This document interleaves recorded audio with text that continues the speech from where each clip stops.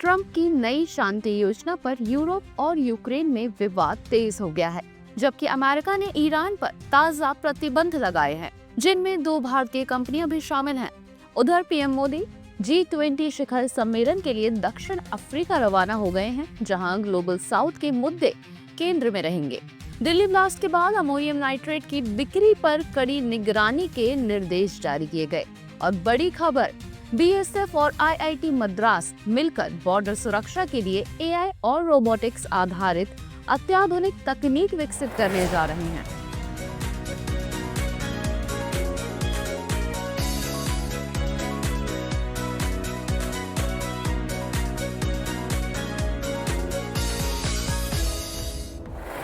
अमेरिकी राष्ट्रपति Donald Trump की यूक्रेन युद्ध खत्म करने की प्रस्तावित योजना का मसूदा सामने आने के बाद यूरोप और कीव में हलचल बढ़ गई है। मसूदे के अनुसार यूक्रेन को कुछ जमीन रूस को सौंपनी होगी, सेना के आकार को सीमित करना होगा और नाटो में शामिल न होने की प्रतिबद्धता देनी होगी।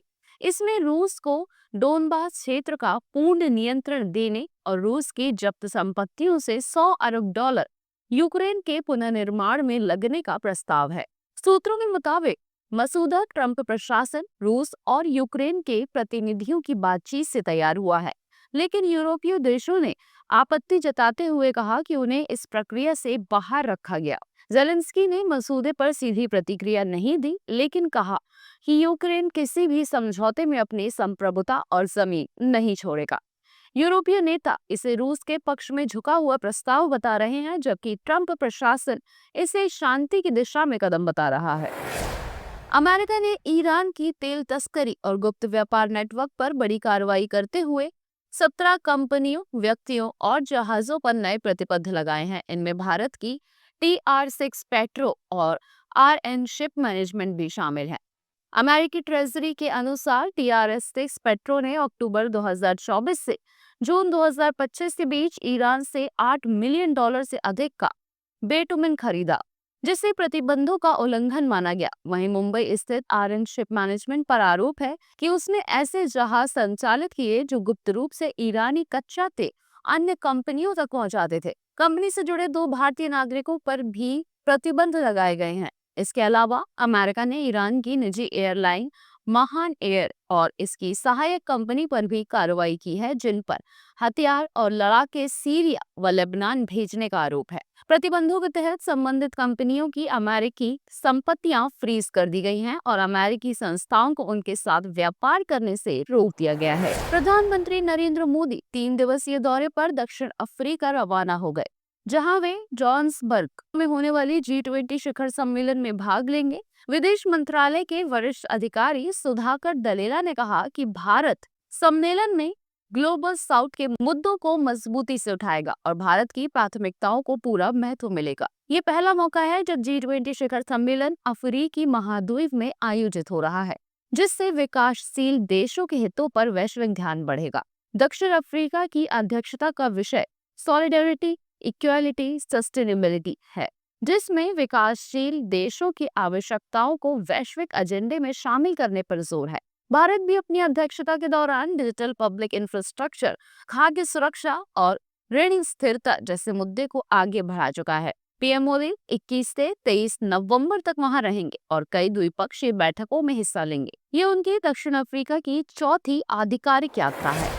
लाल किले के पास हाल में हुए विस्फोट के बाद दिल्ली के उपराज्यपाल VK सक्सेना ने पुलिस को अमोनियम नाइट्रेट जैसे खतरनाक रसायनों की तय सीमा से अधिक बिक्री पर सख्त निगरानी रखने और इसका रिकॉर्ड बनाए रखने के निर्देश दिए हैं। ये कदम सुरक्षा खतरों को रोकने और भविष्य में ऐसे हमलों को रोकने के लिए उठाया गया है।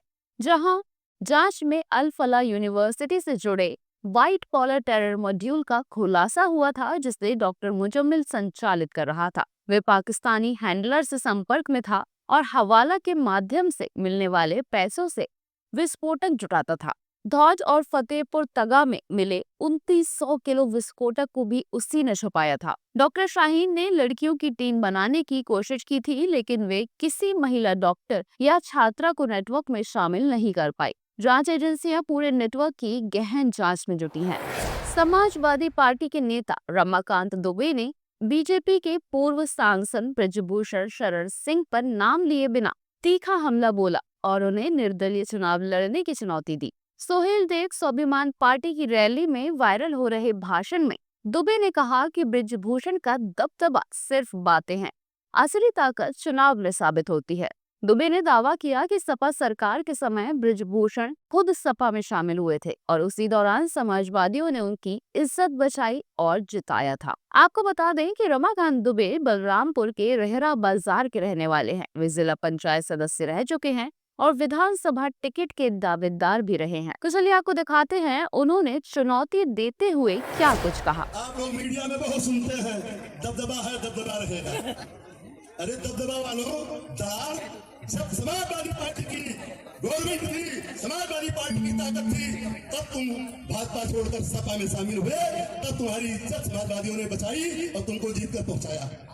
आज तुम फिर चले गए हो वापस, वही चाटवार्ता करते हो और संदेश देते हो कि दबदबा था, दबदबा है। अगर तुम्हारी माँ ने दूध पिलाया है तो मैं चैलेंज करता हूँ, निर्दल तुम कोई भी विधानसभा देवी पार्टी मंडल का चुन लो, अभी तुमको औकात पता चल जाएगा कि दबदबा कहाँ चला गया। एक रिपोर्ट में दावा किया गया है कि मशीन इंटेलिजेंस की मदद से 610 बिलियन डॉलर की एक विशाल वित्तीय धोखाधड़ी का पर्दाफाश हुआ है, जिसमें एनवीडिया, माइक्रोसॉफ्ट, ओपनएआई और ऑरेकल जैसे दिग्गज कंपनियों के नाम जुड़े बताए जा रहे हैं। दावा है कि ये पूरा नेटवर्क एक एआई पॉन्जी स्कीम की तरह काम करता था, जिसमें कंपनियों के बीच पैसा गोल गोल घूमकर कई बार राजस्व के रूप में दिखाया जाता था। रिपोर्ट के अनुसार एनवीडिया के लंबित बिलों और बढ़ते स्टॉक ने असमानता दिखानी शुरू की। ग्राहकों से भुगतान में देरी और नकदी प्रवाह में अंतर धोखाधड़ी की ओर इशारा करता है। आरोप है कि कंपनियां आपस में चिप खरीद, क्लाउड क्रेडिट और निवेश के नाम पर एक दूसरे को फंड देती रहीं और इसे वास्तविक बिक्री के रूप में दिखाया गया।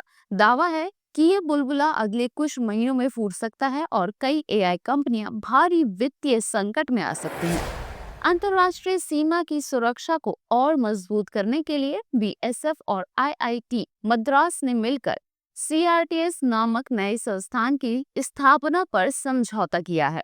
ये केंद्र एआई और रोबोटिक्स आधारित अत्याधुनिक सुरक्षा तकनीक विकसित करेगा। बीएसएफ ग्वालियर अकादमी के निदेशक डॉक्टर शमशेर सिंह ने और आईआईटी मद्रास के प्रोफेसर मनु संस्थानम ने एमओयू पर हस्ताक्षर किए। संस्थान का उद्देश्य बीएसएफ की मैदानी जरूरतों और आईआईटी की तकनीकी विशेषज्ञता को जोड़कर स्मार्ट सर्विलांस और स्वचालित सुरक्षा समाधान तैयार करना है। CRTS sensor network, integrated observation system, drone और एंटी ड्रोन तकनीक, तस्करी रोकथाम, संदिग्ध गतिविधियों की पहचान, दुर्गम पोस्टों पर तैनात जवानों के लिए उपकरण, संचार व डेटा सुरक्षा और खुफिया सूचना विश्लेषण जैसे क्षेत्रों में शोध करेगा।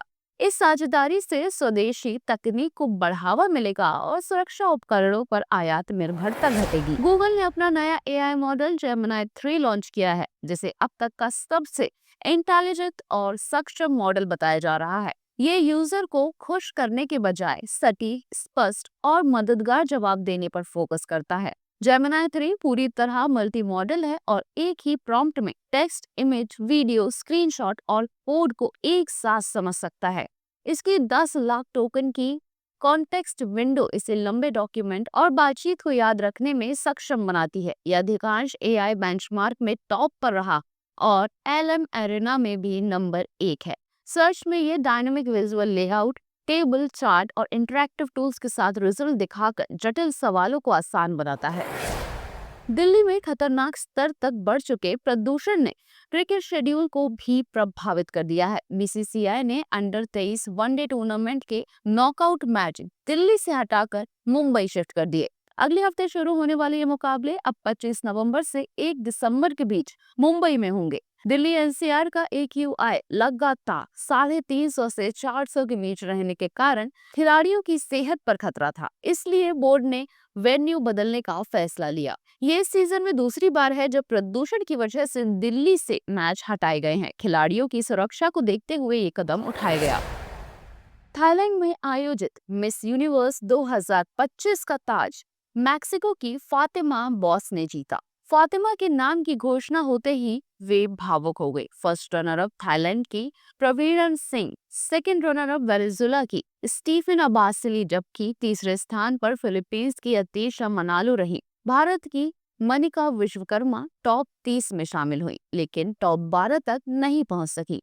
फातिमा बॉस प्रतियोगिता के दौरान विवादों में रही थी। मिस थाईलैंड के निदेशक द्वारा सार्वजनिक रूप से फटकारे जाने पर उन्होंने वॉकआउट किया, हालांकि बाद में मंच पर लौट आए।